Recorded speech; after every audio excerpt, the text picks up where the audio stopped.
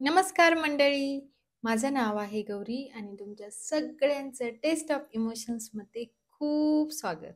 आज मी बनवत आहे खूप साऱ्या भाज्या वापरून बनवलेलं आणि कुठलंही केमिकल सॉस न टाकलेलं मंचुरियन. अतिशय सिंपल रेसिपी आहे आणि खूप टेस्टी आहे. त्यामुळे लगेच रेसिपीला सुरू करूया. फूड प्रोसेसरमध्ये किंवा चॉपरमध्ये किंवा चाकूने आपल्याला एक मीडियम साईजचा कोबी बारीक चिरून घ्यायचा आहे. 2 मीडियम साईजचे गाजरसुद्धा मी फूड प्रोसेसरमध्ये टाकून बारीक करून घेतलेला आहे. पावशर बीन्स मी धुवून घेतलेले आहेत. त्याचा कडाचा पार्ट कट करून घेतला आणि तेही फूड प्रोसेसरमध्ये टाकून बारीक करून घेतला आहे. शिमला मिरची आपल्याला चाकूने कट करून घ्यायची आहे.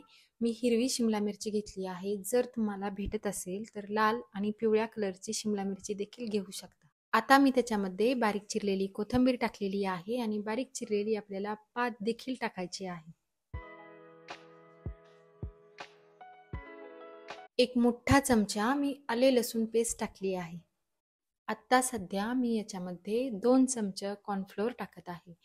3 चमचे मी मैदा टाकत आहे आणि 2 वाट्या मी पातळ पोहे टाकून घेत आहे. मीठ टाकल्यानंतर या भाज्यांना खूप पाणी सुटतं, त्यामुळे हे सगळं आपल्याला अजून थोडं थोडं टाकावं लागू शकतं. आता मी टाकत आहे 1 चमचा काळी मिरी पावडर आणि 4 हिरव्या मिरच्या आणि थोडासा लसूण मी बारीक करून घेतलेला आहे, ते देखील याच्यामध्ये टाकून घेत आहे. आता आपल्याला टाकायचं आहे चवीसाठी मीठ आणि मीठ टाकल्यानंतर हे सगळं मिक्स करून घ्यायचं आहे. हे सगळं मिक्स करून झाल्यानंतर अजून मी त्याच्यामध्ये 2 वाटी पातळ पोहे टाकून घेत आहे आणि अर्धी वाटी मी मैदा टाकत आहे.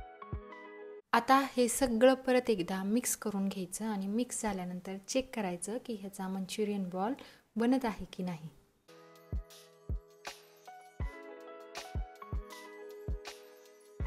मंचुरियन बॉल तयार होत असेल तर ते तळण्यासाठी तयार आहे. पण तळताना देखील आपल्याला सुरुवातीला थोडेच तेलामध्ये टाकून बघायचे आहेत.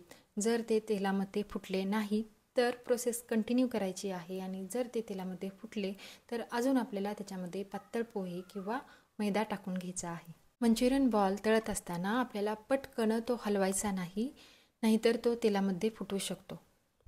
मंचुरियन आपल्याला लो ते मीडियम फ्लेमवरती तळून घ्यायचे आहेत, म्हणजे ते आतमध्येपर्यंत छान तळले जातात. मंचुरियन व्यवस्थित तळला जात आहे की नाही हे चेक करण्यासाठी मी सुरुवातीला फक्त 3 तळून घेतलेले आहेत आणि मी तुम्हाला एक फोडून दाखवते.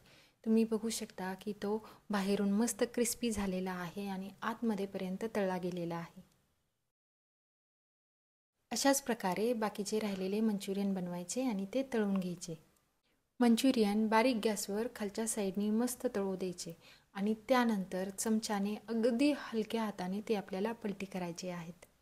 बरं मंडळी, तुम्हाला हे मी बनवलेले व्हिडिओ कसे वाटतात मला कमेंट करून नक्की सांगा आणि जर आवडत असेल तर माझ्या चॅनलला सबस्क्राईब करा आणि बेल आयकॉन दाबायला विसरू नका, म्हणजे मी व्हिडिओ टाकल्या लगेच तुम्हाला दिसेल.